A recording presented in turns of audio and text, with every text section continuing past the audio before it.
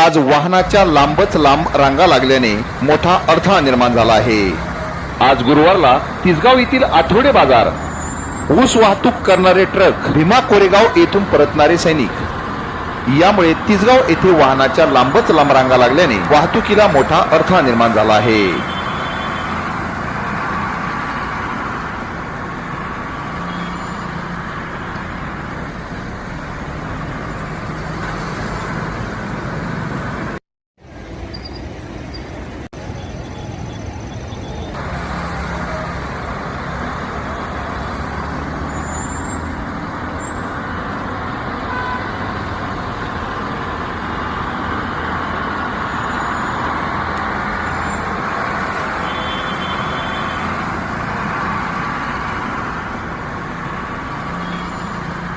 तिसगावहून प्रतिनिधी कृष्णा लवांडेसह जिंदगी news network.